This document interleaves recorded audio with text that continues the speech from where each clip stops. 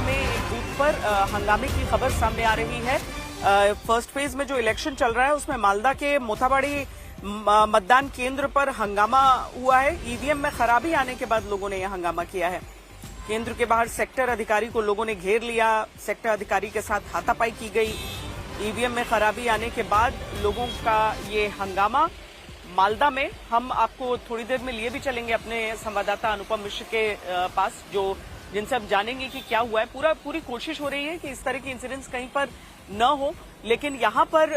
जो मालदा में एक पोलिंग बूथ पे, हालांकि वो पोलिंग बूथ की गड़बड़ी है, हम जिस तरह की चीजों को रोकने का इस समय प्रयास होगा वो ये कि किसी तरह का पॉलिटिकल वायलेंस न देखने के लिए मिल जाए। यहां पर मुमकिन है कि जो मतदाता हैं वो ईवीएम की खराबी की वजह से परेशान हुए हैं, और लेकिन सेक्टर अधिकारी को घेर कर उसके साथ मारपीट, जब तापस बहुत सारे इंसिडेंट्स, मतलब ईडी के अधिकारियों से लेकर अब तक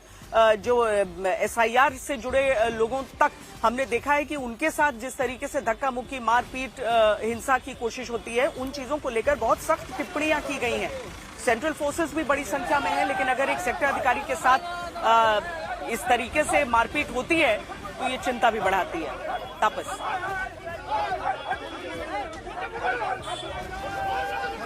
के बालुआ छाड़ी इलाका है,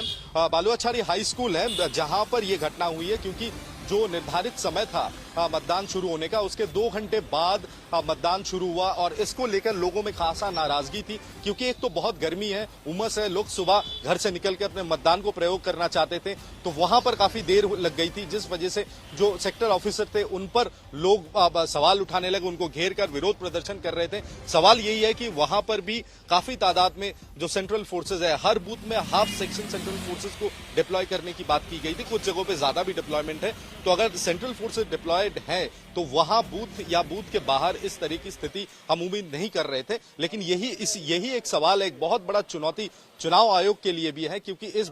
बार जिस तरीके से सिक्योरिटी अपरेटर्स को